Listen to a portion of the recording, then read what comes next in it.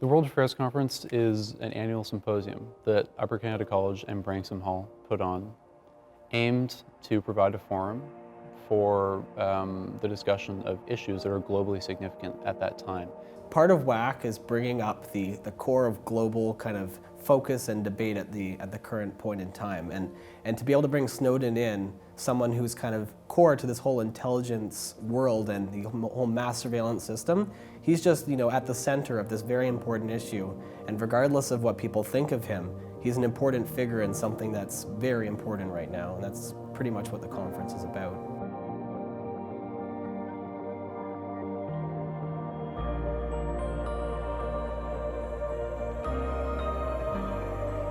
UCC really thought it out, fleshed out the issue, tried to determine what possible consequences were associated with having someone like him speak. It's interesting, our point of view with the administration was trying to think through how would this play with our audience, and actually multiple audiences. There's the boys themselves, primarily boys grade 8 through 12, and then there's faculty, staff, parents, old boys, and I think different people would have different approaches. There were folks on both sides of the argument, and usually there was a lot of passion on both sides too. So it was trying to figure out, how do we make this work? How do we rationalize what we'd like to do? They came to the conclusion that the benefits outweigh the drawbacks.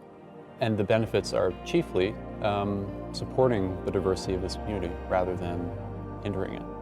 I think especially the Board of Governors feel like UCC should be an asset to the community, so that while we're fortunate to have Snowden come talk to our students, we'd like to see ourselves as part of the wider Toronto community. And if we can do things that sort of promote intellectual rigor or greater political discourse, that's a good thing to invite the community to participate in. Part of it was the fact that we never really do a video kind of conference in the way we'd done before that we did this year. So we had to kind of get a new setup kind of put together, especially having it in multiple rooms at once proved a little bit challenging. It felt a little bit like mission control of something going.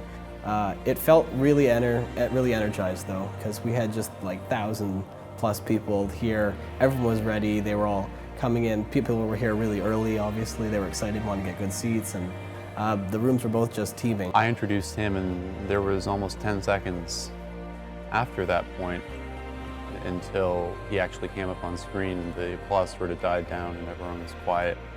And then he popped up and we all just gasped. I gasped, and I think the entire room felt this intense suspense because he was, actually there. It was really happening. For the most part, it was perfect. I couldn't have asked for more. It was